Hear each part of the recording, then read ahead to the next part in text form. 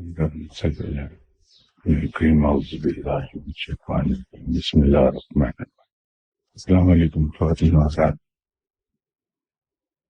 قرآن پاک میں جگہ جگہ رب تعالیٰ نے انسان کو دنیا کی محبت سے دور رہنے کی تلقین کی ہے۔ اسی طرح آپ صلی اللہ علیہ وسلم نے اپنے مختلف فرمودات کے ذریعے مسلمانوں کو دنیا کی محبت دل میں نہ پالنے کی تلقین کی ہے۔ اولیاء کرام کا بھی یہی شیوہ رہا کہ انہوں نے دنیا کمائی تو ضرور، لیکن اسے دل میں جگہ نہیں دی، اس کی محبت نہیں پالی۔ اس کی شاید وجہ یہ ہے کہ اس چیز نے ہر انسان سے بڑی جلدی چھن جانا ہوتا ہے۔ جب وہ اس دنیا سے چلا جائے گا تو یہ چیزیں یہیں رہ جائیں گی۔ ہم صبح سے شام تک یہی بات کرتے ہیں اور اسی پہ عمل بھی کرتے ہیں، لیکن اگر ذرا سا ہم اس کو گہری نظر سے دیکھیں تو ایک عجیب چیز کا انکشاف ہوگا ہم پر۔ اگر ہم مال دنیا کی محبت دل میں پال لیں، دنیا کی محبت دل میں پال لیں، تو عذاب قبر کی ابتدا تو اسی سے ہو جائے گی کہ یہ غم کتنا شدید ہوگا ہمارے لیے کہ وہ اسباب دنیا، وہ دنیا جس کو اتنی محبت سے ہم نے سینے سے لگائے رکھا، وہ ہم سے چھن گئی ہے اور اسے دوسرے لوگ استعمال کر رہے ہیں۔ اس قدر شدید قسم کا انسان کی روح کے لیے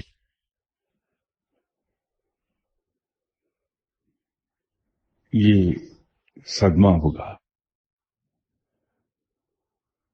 جہنم اور جنت دو طرح کی کہی جاتی ہے تصوف میں۔ ایک دوزخ روحانی ہے اور ایک دوزخ بدنی ہے۔ اسی طرح جنت بھی ایک جنت روحانی ہے، دوسری جنت بدنی ہے۔ اس کو ڈفرینشیٹ کیا ہے تو در حقیقت ایک ہی، لیکن بزرگان دین نے ہم جیسے لوگوں کو ایک بات سمجھانے کے لیے اسے ڈفرینشیٹ کر دیا۔ روحانی دوزخ وہ ہے جس میں ہمارے جسم کو کچھ نہیں ہوتا، وہ اسے فیل نہیں کرتا بالکل، لیکن روح تکلیف میں آتی ہے، تو اولیاء کرام اس کو دوزخ روحانی کہتی ہیں۔ اس سے انسان کی روح تکلیف میں آتی ہے۔ اگلے دن میں اسلام آباد میں تھا تو وہاں ایک صاحب نے ایک بات یہ کہی کہ ایک لڑکا جو امریکہ سے پڑھ کے آیا، 17-18 سال کی عمر تھی، اور وہ کچھ مذہب کے زیادہ قریب نہیں رہا۔ گھر والوں نے جب یہ دیکھا کہ یہ تقریباً دہلیہ ہو گیا ہے تو گھر والوں نے اسے لان تان کی۔ اس نے کہا کہ مجھے مذہب سے کوئی دشمنی نہیں، میں کوئی لادین نہیں ہوا، لیکن میرے کچھ کنفیوژنس ہیں۔ اگر میرے ان 3 سوالوں کے جواب آپ مجھے دے دیں تو میں پھر دوبارہ سے مسجد میں جانا شروع کر دوں گا۔ گھر والوں نے پوچھا کہ سوال کیا ہے؟ میں نے کہا کہ اگر رب تعالیٰ موجود ہے تو میں اسے دیکھ کیوں نہیں پاتا؟ دوسرا، آپ یہ کہتے ہیں کہ شیطان آگ سے بنا ہے اور اسے روز حساب کے بعد جہنم میں ڈال دیا جائے گا۔ اگر آگ میں چلی جائے گی تو اسے فرق کیا پڑے گا؟ یہ کس قسم کی سزا ہے جو شیطان کو دی جائے گی؟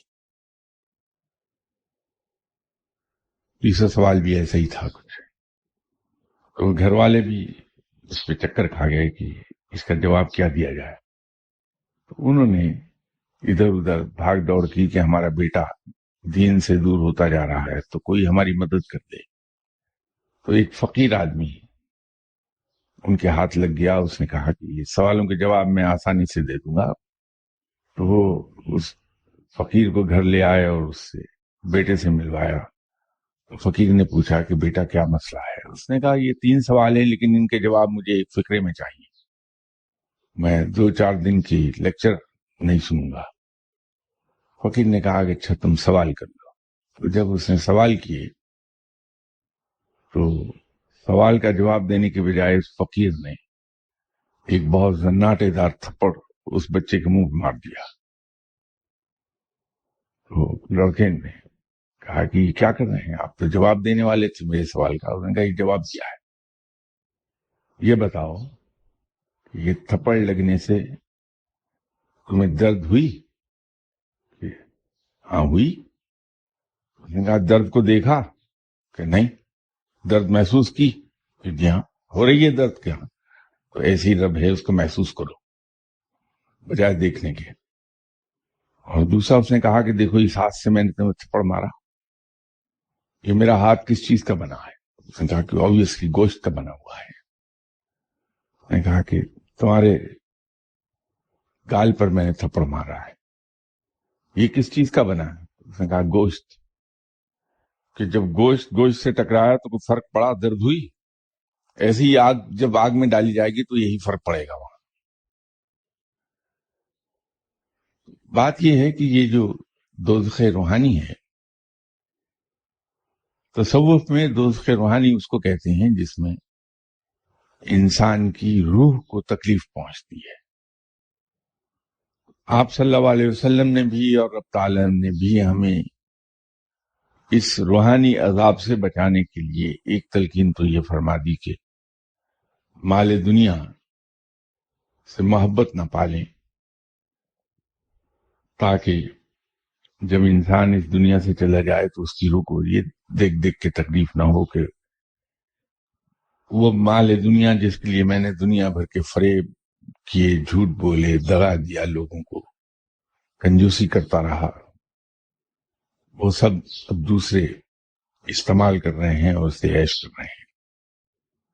باتیں بڑی چھوٹی سی ہیں لیکن عجیب بات یہ ہے کہ ہم صبح سے شام تک یہ چیزیں سنتے رہتے ہیں، ہوش سنبھالنے سے موت تک یہ چیزیں پڑھتے ہیں، لیکن کبھی اس پر غور نہیں ہم کر سکے. کم از کم میں تو نہیں کر سکا کہ یہ کیوں کہا گیا کہ مال دنیا کی محبت دل میں نہ پالے. یہ اس قسم کی اور بہت چھوٹی چھوٹی چیزیں ہیں جو حدیث میں بھی آئیں، قرآن پاک میں بھی بیان کیا. یہ اچھی بات ہے کہ ہم انہیں اللہ کا حکم اور اس کے رسول صلی اللہ علیہ وسلم کا حکم سمجھ کے بغیر کسی سوال کے اس پہ عمل کر لیں. بہت اچھی چیز ہے. لیکن ہوگا یہ کہ کہیں اگر ہم نے کوئی ایسی چیز پڑھ لی یا سن لی جس میں اس کی تردید کی گئی ہو تو ہم بہک جائیں گے بڑی جلدی. ہمارے یہاں اسلام میں ایک چیز بہت اعلیٰ سمجھی جاتی ہے، اس کی فضیلت بہت ہے، اس کو بہت عظمت دی گئی ہے. وہ یہ ہے کہ کسی بھی مقروض کا قرض معاف کر دیا جائے یہ دیکھ کے کہ وہ مشکلات میں ہے. یہ کوئی 25-30 سال پرانی بات ہوگی کہ ایک صاحب نے مجھے ایک بڑی زوردار قسم کی دلیل دی کہ آپ کو خود پیسے کی ضرورت ہے لیکن فلاں فلاں صاحب نے آپ کے پیسے دینے ہیں، آپ ان سے مانگتے کیوں نہیں؟ تو ہر کمزور اور کم عقل آدمی کی طرح میرا سیدھا سا جواب تھا کہ بھائی مجھے بھی دکھائی دیتا ہے کہ وہ قرض ادا کرنے کی قابل نہیں ہے، اور دوسری بات یہ ہے کہ اگر وہ قرض ادا کرنے کے قابل ہے بھی جو مجھے دکھائی دے رہا ہے تو وہ اپنے معاملات کو مجھ سے کہیں بہتر سمجھتا ہے. اگر واقعتاً وہ قرض واپس کرنے کی پوزیشن میں ہوتا تو وہ واپس کر چکا ہوتا. تو جسے خود اگر قرض واپس کرنے کا خیال نہیں آیا تو میں اس سے قرض واپس مانگ کر اسے شرمندہ کیوں کروں؟ اس نے کہا کہ دیکھیے یہ آپ، اللہ معاف فرمائے، یہ میں نہیں کہہ رہا، میں وہ الفاظ کوٹ کر رہا ہوں کہ اسلام کے خلاف کر رہے ہیں یہ کام. آپ کا حق ہے، آپ کو اس سے قرض بزور واپس مانگنا چاہیے. وہ تو کچھ ایسا ہوا کہ رب تعالیٰ نے وہ بات میرے ذہن میں بیٹھنے نہیں دی، میں اس سے کنونس نہیں ہوا. لیکن ایسے دلائل ملتے رہتے ہیں جگہ جگہ سے. بہت سے لوگوں نے یہ کہا کہ آپ محنت کی کمائی کسی دوسرے پر دل کھول کے کیوں خرچ کریں، یہ تو آپ کا حق ہے، یہ آپ نے کمایا. یہ دلائل آتے رہتے ہیں. تو اگر ایسے احکامات پر ہم نے غور کر کے اس کی اصل وجہ نہ جان لی ہو کہ کیوں کہا گیا، تو بعض اوقات ایسا ہو سکتا ہے کہ اس قسم کے جب دلائل مختلف جگہوں سے آتے ہیں تو ہم راہ سے بھٹک جائیں. میری گزارش یہ ہے کہ یہ چھوٹے چھوٹے جو احکامات ہیں ان پہ غور کر لیا جائے کہ رب تعالیٰ نے ایسا ہمیں حکم کیوں دیا، یا آپ صلی اللہ علیہ وسلم نے اس کی تلقین کیوں فرمائی ہوئی ہے.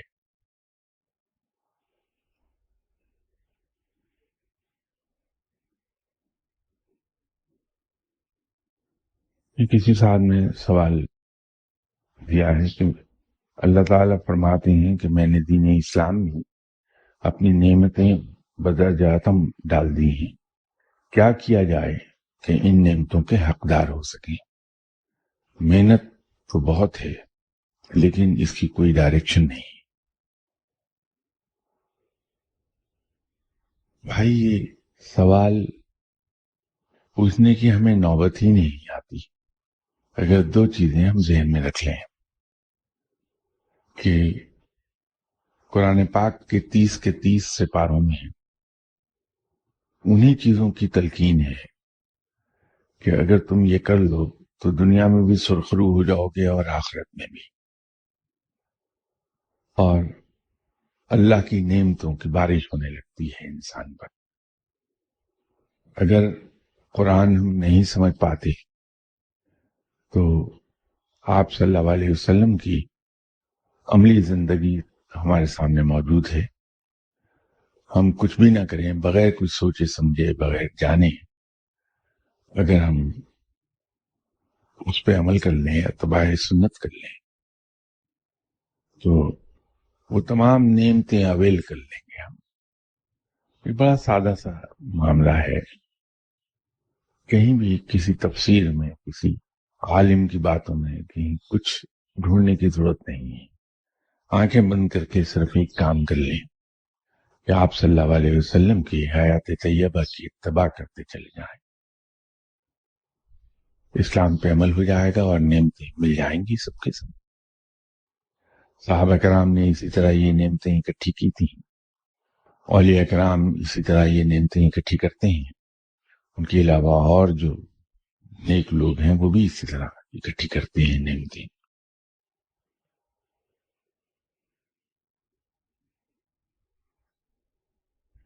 یہ کسی صاحب نے ایک سوال پوچھا ہے کہ کیا یہ درست ہے کہ ولی اللہ اپنے سے کم درجے کے اولیاء کرام کے درجات تو دیکھ سکتا ہے لیکن خود سے بلند اولیاء کرام کے درجات نہیں دیکھ سکتا؟ انفارچونیٹلی میں اس سے واقف نہیں ہوں. میں جو کچھ جانتا ہوں وہ یہ ہے کہ اگر رب تعالیٰ نے کسی کو صاحب نظر بنا دیا ہے اور وہ ٹائم اینڈ سپیس سے بیونڈ ہو گیا ہے تو وہ اپنے زمانے سے پچھلے زمانوں پہ بھی نظر دوڑا سکتا ہے اور آئندہ آنے والے زمانوں پہ بھی نظر دوڑا سکتا ہے. وہ سمندر کی گہرائی میں بھی دیکھ سکتا ہے اور آسمانوں کی بلندیوں پر بھی دیکھ سکتا ہے. جو اولیاء کرام موجود ہیں ان سے ولی اللہ کی ملاقاتیں ہوتی رہتی ہیں. کس حیثیت میں یہ ڈپینڈ کرتا ہے کہ ولی اللہ کس درجے کا ہے اور جس سے ملاقات کر رہا ہے وہ کس درجے کا ہے. تو کہیں وہ برابری سے ملاقات کرتا ہے، کہیں نیاز مندی سے ملاقات کرتا ہے، اور کہیں برتری سے ملاقات کرتا ہے. وہ ڈیپینڈ کرتا ہے اس میں. تو جب ملاقات کرتا ہے تو درجات سے بھی واقف ہوتا ہے. لیکن یہ سب چیزیں جو میں نے کہی ہیں یہ مشروط ہیں صرف ایک بات سے، کہ اگر اللہ چاہے اور جس حد تک رب چاہے تو اولیاء کرام کے درجات وہ دیکھ بھی سکتا ہے، اپنے سے نچلے درجے کے اولیاء کرام کے بھی اور اپنے سے بلند. یہ اور بات ہے کہ جو صحیح ولی اللہ ہے وہ نہ اپنے بارے میں کبھی بتاتا ہے کہ میں کس درجے پر ہوں، اور نہ وہ دوسروں کے راز کھولتا ہے. وہ اس معاملے میں خاموشی اختیار کرتا ہے. تو اس سے شاید یہ غلط فہمی پیدا ہوتی ہے کہ وہ دیکھ نہیں پا رہا. درجات بتائے نہیں جاتے ہیں عام طور پر. ایک اور سوال ہے کہ جب مرشد اپنے مرید سے کسی بات پر خفا ہو جائے یا کسی وجہ سے اس کی طرف توجہ نہ کرے تو کیا اس سے اس مرید کے دل پر اللہ کی یقین کی راحت کم ہونے لگتی ہے؟ اس میں 3-4 چیزیں ہیں اس سوال میں. پہلی بات تو یہ ہے کہ رب تعالیٰ پر یقین ایمان کا حصہ ہے، اس کا تعلق اس کے مرشد سے نہیں ہے. تو کسی بھی انسان کے دل میں رب تعالیٰ پر یقین اور بھروسہ وہ جس درجے کا ہے وہ رہتا ہے، چاہے مرشد ناراض ہو جائیں یا اس سے راضی رہیں. رب تعالیٰ پر یقین اور بھروسے کی ڈگری کا تعلق ان کے مرشد کے خوش ہونے یا ناراض ہونے سے بالکل نہیں ہے. یہ یاد رکھیے گا. کچھ چیزیں ایمان سے تعلق رکھتی ہیں، عقیدے سے تعلق رکھتی ہیں. وہ جب ایک بار پیدا ہو جائے تو متزلزل نہیں ہوگا. جو چیزیں مرشد سے تعلق رکھتی ہیں وہ اس کی روحانی ترقی اور روحانی کیفیت سے متعلق ہے. اس میں کمی آنے لگے گی. اس کے اندر اس کو جو مزہ آتا تھا وہ نہیں آئے گا. لیکن جو چیزیں وہ ارن کر چکا ہے اپنی محنت کے ذریعے اور رب تعالیٰ نے اس کی محنت کو قبول فرما کے کسی بھی شخص کو عطا فرما دیا ہے وہ واپس نہیں جائیں گی، کیونکہ وہ رب کی عطا کردہ ہیں. اس میں مرشد کچھ نہیں کر پائیں گے. مرشد بہرحال انسان ہے. یہی میں پہلے بھی گفتگو کے دوران کئی بار عرض کر چکا کہ مرشد کو انسان سمجھیے، اسے مافوق الفطر چیز مت سمجھیے. وہ بھی میری اور آپ کی طرح کے انسان ہیں. صرف جس چیز نے انہیں دوسروں سے سربلند کیا ہے وہ ان کا تقویٰ ہے اور علم ہے جو ان کے سینے میں ہے. وہی باعث توقیر ہے ان کے لیے. اسی کی عزت کی جاتی ہے، اسی کی عزت دی جاتی ہے ان سے. لیکن ہیں وہ انسان، ان کے بھی جذبات ہیں، ان کے بھی احساسات ہیں، ان کی بھی خواہشات ہیں. تو انہیں انسان اگر ہم سمجھیں گے تو کبھی زندگی بھر ہم بھٹکیں گے نہیں. ان چیزوں سے مرشد صاحب کا تعلق نہیں، یہ رب کے ساتھ متعلق ہیں چیزیں. یہ 2 روحانی اصطلاحات ہیں، قبض اور بسط. اس کے بارے میں صاحب نے سوال کیا ہے کہ صوفیانہ اصطلاحات قبض اور بسط کی وضاحت کر دیں. بڑی سادہ سی چیز ہے.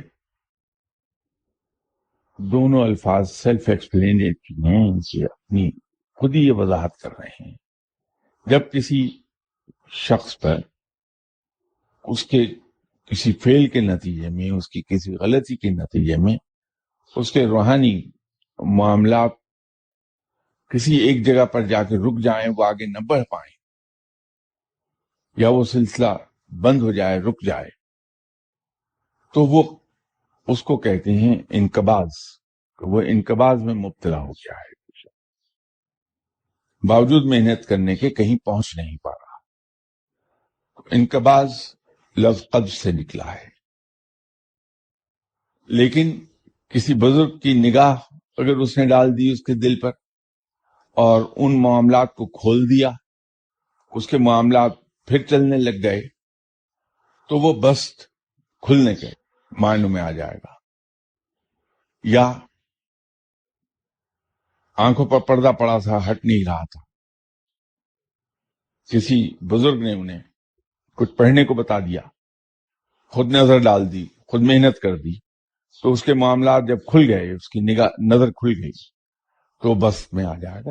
بڑی سادہ سی بات ہے اس میں۔ یہ اگلا سوال کیا ہے، اہل مجاہدہ اور اہل مشاہدہ میں کیا فرق ہے؟ کیا اہل مجاہدہ نفس کے عارف جبکہ اہل مشاہدہ رب تعالیٰ کے عارف ہوتے ہیں؟ مزید کیا مشاہدے کو مجاہدے پر برتری حاصل ہے؟ اس کی مثال میں آپ کو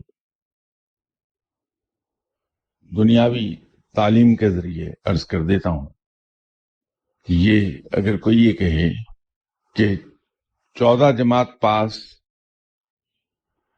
گریجویٹ سے برتر ہوتا ہے یا کمتر ہوتا ہے، تو آپ اس کو سیدھا یہ جواب دیں گے کہ جب تک کہ کوئی شخص 14 جماعتیں پاس نہ کر لیں وہ گریجویٹ نہیں کہلا سکتا۔ مجاہدہ زینہ ہے، سیڑھی ہے مشاہدے تک لے جانے کے لیے۔ کوئی شخص مشاہدہ کر نہیں پاتا جب تک کہ وہ مجاہدے نہ کر لے، جب تک کہ وہ چلے نہ کاٹ لے، جب تک کہ وہ عبادات پوری دل جوئی اور پوری خشوع خضوع کے ساتھ عبادات نہ کر لے، شوق کے ساتھ، ذوق و شوق کے ساتھ۔ یہ زیادہ بنیادی چیز ہے اس میں کہ عبادت کا ذوق اور شوق ہو، چاہے یکسوئی ہو یا نہ ہو، لیکن ذوق و شوق اگر ہے تو یہ جب تک نہیں کرے گا وہ مشاہدے تک نہیں جائے گا۔ مشاہدہ نتیجہ ہے مجاہدے کا۔ یا رب تعالیٰ کسی پر رحمت کر دے، کسی وجہ سے خوش ہو کے اسے مشاہدے سے نواز دے، تو اسے مشاہدہ حاصل ہو جائے، وہ ایک علیحدہ صورت ہے، وہ ایکسپشنل کیس ہے، رب جو چاہے وہ کر دے۔ لیکن اگر کلیہ اور قاعدے کی بات ہم کریں تو مجاہدے کیے بغیر مشاہدے تک پہنچتا نہیں ہے بندہ۔ بعض اوقات مرشد عطا کر دیتے ہیں لیکن وہ ٹیمپرری ہوتی ہے۔ یہ بالکل ایسا ہے کہ کسی بچے کے والد اس کو کچھ اماؤنٹ دے دیں تو اماؤنٹ تو مل گئی، وہ بچہ وقتی طور پہ امیر ہو گیا، لیکن جب وہ خرچ کر لے گا تو پھر اپنی پہلی کیفیت پر واپس چلا جائے گا۔ وہ عطا یہ ہے۔ لیکن جو چیز انسان اپنی محنت سے کما لے تو ریاضت اور مجاہدہ ایک ہی چیز ہے۔ مجاہدہ نکلا ہے جہد سے، محنت کرنے سے، تو محنت کرنے کے نتیجے میں مشاہدہ عطا ہوتا ہے۔ یہ جو انہوں نے کہا کہ اہل مجاہدہ نفس کے عارف ہیں، بھائی نفس کا عارف ہوئے بغیر تو انسان ان مقامات پر جاتا ہی نہیں جہاں کشف و کرامات حاصل ہو جائے۔ نفس پر قابو اور نفس کی تربیت تو بنیادی چیز ہے، اس کے بغیر کہیں نہیں پہنچ پائے گا انسان۔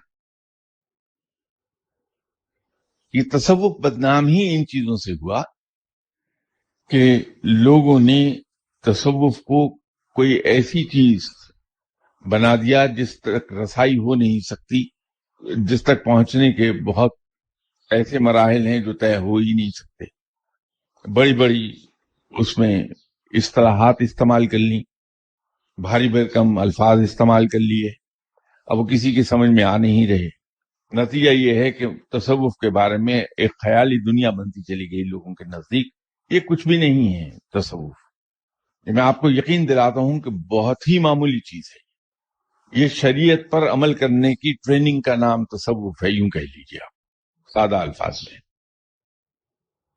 کوئی شخص بھی تصوف میں داخل ہو سکتا ہے، کوئی شخص بھی روحانیت میں جا سکتا ہے، شرط یہ ہے کہ وہ اپنے نفس پہ قابو پا لے، نفس پہ قابو پا لے اور نیکی کی راہ پکڑ لے۔ یہ دو کام کر لے، وہ روحانیت میں داخل ہو جائے گا۔ اور روحانیت میں داخل ہونے کا انعام یہ ملتا ہے کہ انسان کو ایسی چیزیں، کشف و کرامات جیسی چیزیں عطا ہو جاتی ہیں۔ لیکن ہمارا مقصد یہ نہیں ہونا چاہیے کہ ہم روحانیت حاصل کریں اور اس میں کشف و کرامات کے مالک بن جائیں. دل میرا بھی بہت چاہتا ہے کہ میں کسی طرح سے نیک ہو جاؤں اور روحانیت میں داخل ہو جاؤں، پھر مجھے کشف و کرامات حاصل ہو تو لوگ مجھے جھک جھک کے سلام کریں. لیکن تصوف اور روحانیت اس کام کی نہیں ہے. وہ تو اس کام کی ہے کہ وہ ہمیں ٹریننگ دے دیتی ہے کہ ہم شریعت پر پوری طرح عمل کر لیں. اسی لیے حضرت بایزید بستامی رحمۃ اللہ علیہ صاحب نے فرمایا تھا کہ کوئی شخص روحانیت کی خوشبو بھی نہیں سونگھ سکتا اگر وہ ایک سنت بھی ترک کر دے. تو اس سے تصوف کی اصلیت پتہ لگ جاتی ہے کہ تصوف کیا ہے. تو یہ جو نفس کا عارف ہے، ہر مومن نفس کا عارف ہے، یہ سمجھ لیجیے.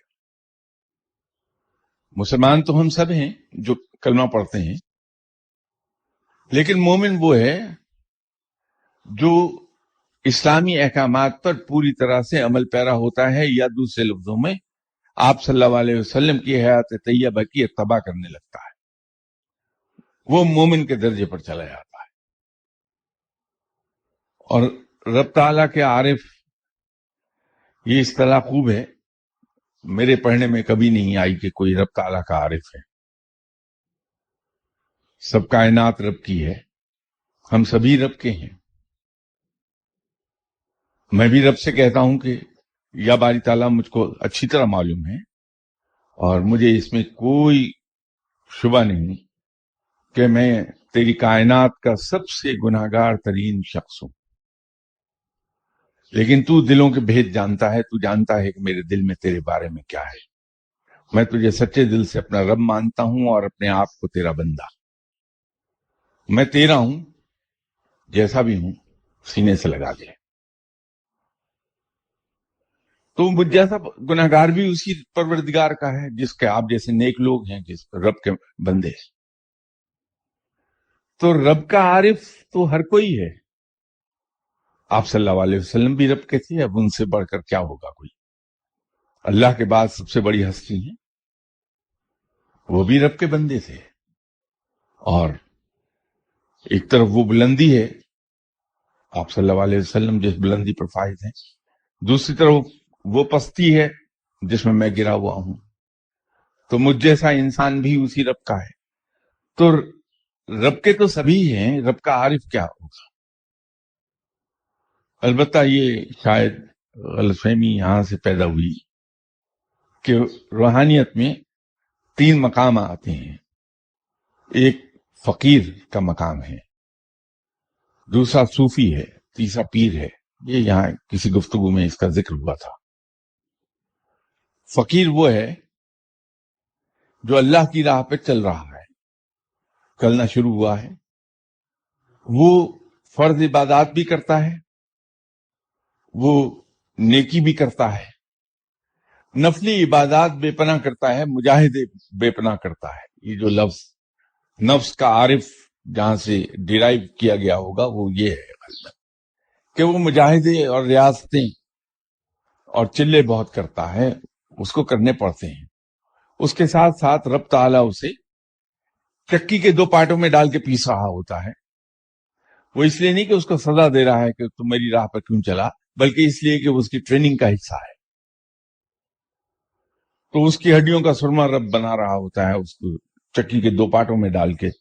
دنیا کا کوئی ایسا مشکل کام نہیں، کوئی ایسی مصیبت نہیں، کوئی ایسا دکھ نہیں جس سے اس فقیر کو نہ گزارا جا رہا ہو.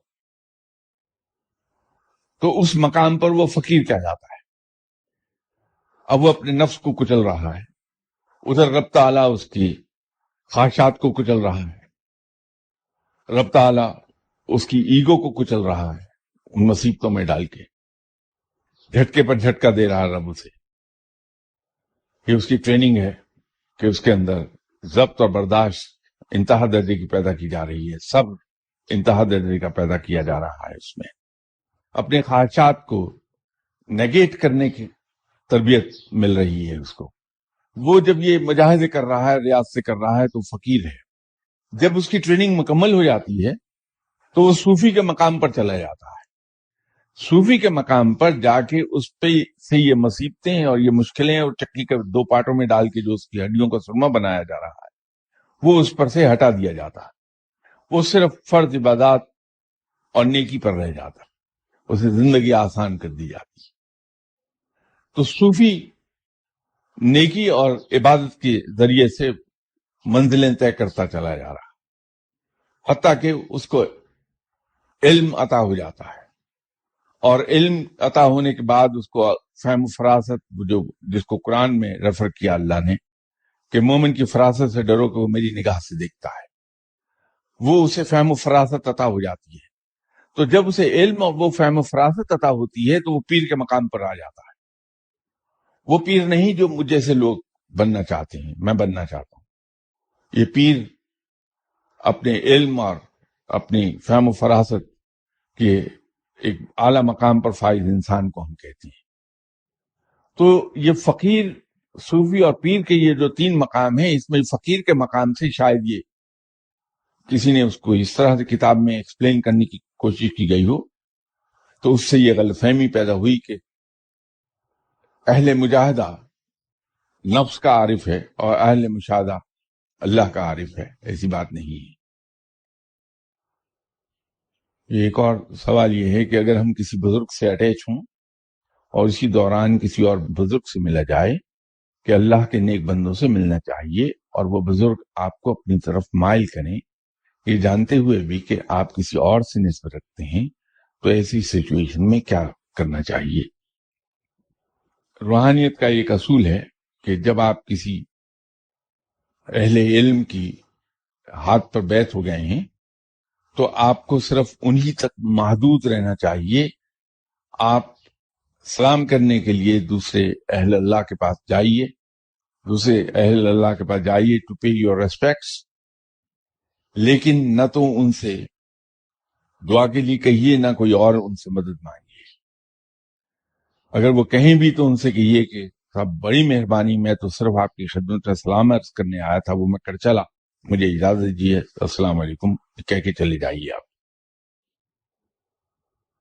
کوئی بھی اہل اللہ, اہل علم اگر یہ دیکھ لے کہ کوئی آدمی کسی اور بزرگ کے ہاتھ پر بیعت ہے تو وہ اپنی طرف مائل کبھی نہیں کرے گا, بلکہ از خود آپ سے کہہ دے گا کہ آپ چونکہ پہلے سے بیعت ہیں تو آپ پہ لازم ہے کہ آپ انہی بزرگ کے پاس جائیے جن کے ہاتھ پر بیعت ہیں, انہی سے جا کے ریکویسٹ کیجئے کہ وہ دعا کر دیں.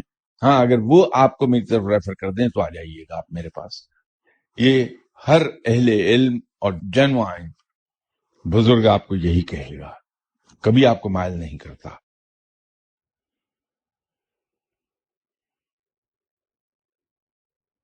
تو کسی صاحب نے فرمائش کی ہے کہ سورہ کہف حضرت خضر علیہ السلام اور حضرت موسیٰ علیہ السلام کا واقعہ, please describe this in detail. اگر میں یہ واقعہ پوری ڈیٹیل میں جانے کی کوشش کروں گا تو پھر مجھے گھنٹہ ڈیڑھ گھنٹہ آپ کا ضائع کرنا پڑے گا. اس سوال کو میں اسی طرح رکھ لیتا ہوں, اگلی سنڈے انشاءاللہ تعالی کوشش کروں گا کہ میں اس واقعے کو بیان کر سکوں.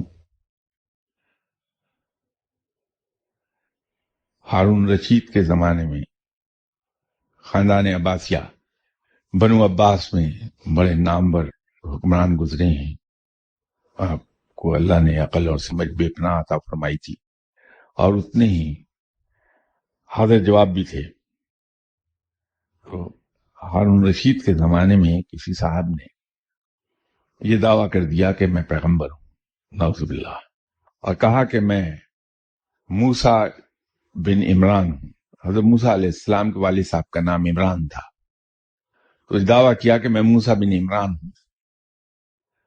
تو ہارون رشید تک جب خبر پہنچی تو اس نے انہیں بلایا اور کہا کہ آپ سنا ہے کہ دعویٰ کیا ہے کہ آپ پیغمبر ہیں, اور پیغمبر بھی حضرت موسیٰ علیہ السلام. تو اس نے کہا کہ بالکل یہ سچ ہے کہ نعوذ باللہ میں حضرت موسیٰ علیہ السلام. تو ہارون رشید چونکہ بہت حاضر جواب تھا, انہیں فی الفور کہا کہ ٹھیک ہے، میں مان لوں گا کہ آپ حضرت موسیٰ علیہ السلام ہیں، لیکن جہاں تک میں جانتا ہوں حضرت موسیٰ علیہ السلام کو تو اللہ نے معجزات عطا فرمائے تھے کہ انہیں عصا عطا کیا تھا اور ایسی دوسرے معجزات، تو وہ کہاں ہیں؟ تو ان صاحب نے ان سے کہا کہ بات یہ ہے کہ اس وقت فرعون بادشاہ تھا اور اس نے خدائی کا دعویٰ کیا تھا، اس لیے وہ معجزے لے کر آنا پڑا تھا۔ اگر تم آج خدائی کا دعویٰ کرو تو میں ابھی یہ معجزے دکھا دوں گا تمہیں۔ تو یہ حضرت موسیٰ علیہ السلام ایسے بزرگ و برتر پیغمبر ہیں۔ ویسے مجھے یہ شرف حاصل ہوا، میں نے ترکی میں حضرت موسیٰ علیہ السلام کا وہ عصا دیکھا جس سے انہوں نے ان سانپوں کو دوڑایا تھا، وہ عصا بھی محفوظ ہے ان کا۔ انشاءاللہ تعالی نہ صرف سورہ کہف کے اس حصے پر بات کریں گے اگلی اتوار جس میں حضرت خضر علیہ السلام اور حضرت موسیٰ علیہ السلام کا ذکر ہے، بلکہ حضرت موسیٰ علیہ السلام کے بارے میں کچھ اور باتوں کا بھی ذکر کروں گا۔ میں ایسا نہیں ہے کہ میں یہودی ہوں یا عیسائی ہوں، الحمدللہ آپ صلی اللہ علیہ وسلم کا امتی ہوں میں، خواہ کتنا ہی نالائق کیوں نہ صحیح لیکن ہوں امتی میں۔ لیکن بات یہ ہے کہ ان پیغمبروں سے اگر کبھی آپ کی کشف کے ذریعے ملاقات ہو جائے، حالت کشف میں ان سے آپ ملیں، حضرت ابراہیم علیہ السلام کمال کی شخصیت ہیں، تو آپ کے دل میں بھی ان کی محبت بے پناہ پیدا ہو جائے گی۔ پھر آپ ان کا جب ذکر کریں گے تو ایک خاص لہجے میں کریں گے جس میں بے پناہ پیار ہوگا۔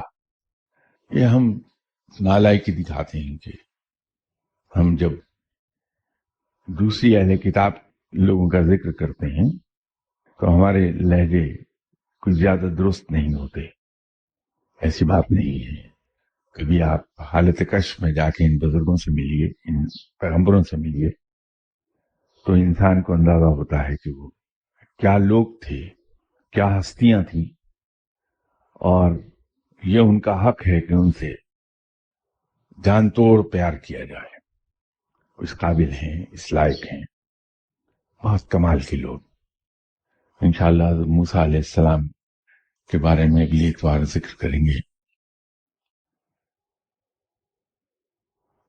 یہ کسی صاحب نے یہاں ایک مبارکباد کا پیغام لکھا ہے کہ شب معراج ہم سب کو مبارک ہو۔ ایک دعا اگر آپ اجازت دیں تو میں بھی آپ کے لیے کر دوں۔ رب تعالی ہم سب کو شب معراج میں اس رات کے شایان شان عبادت کرنے کی توفیق عطا فرمائے انشاءاللہ تعالی۔ بشرط زندگی اگلی اتوار آپ سے ملاقات ہوگی۔ السلام علیکم۔